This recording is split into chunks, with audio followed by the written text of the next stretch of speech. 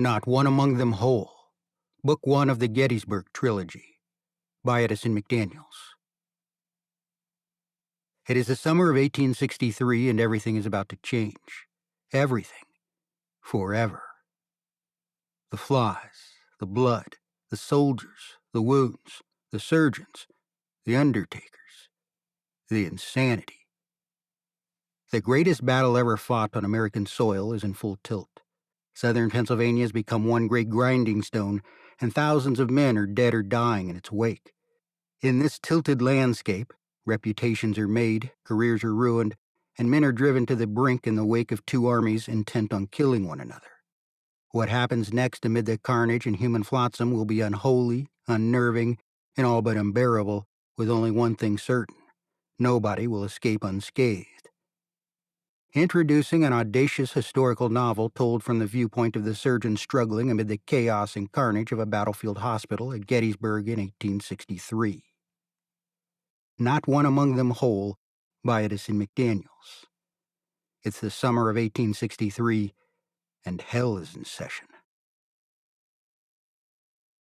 This is a story of a world laid bare, of an insane time. It is July, 1863.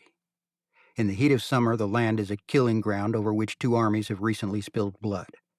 The Civil War is both 2 years done and has 2 years remaining, long enough on both accounts for good men to know what has been and what is coming. Into this shattered humanity come a group of desperate souls. Ezra Coffin, a severely wounded Union soldier who has never seen his infant son and perhaps never will. Major Tom Jersey, a Confederate officer who awakens terribly mangled in the aftermath of combat. Major Solomon Hardy, chief Union surgeon, who stands at the tables until his health fails, then watches over his own dying son. Major Josiah Boyd, a gifted surgeon whose sanity falls far short of his skill with a knife. Captain Tobias Ellis, whose courage under fire makes him a hero, or perhaps not. Liza Coffin, who isn't 18, but already has been a homeless orphan, a mother, and perhaps now a widow too. Jupiter Jones, showman extraordinaire, itinerant undertaker, and reader of the dead. Is he the real thing, or a flim-flam artist on the take?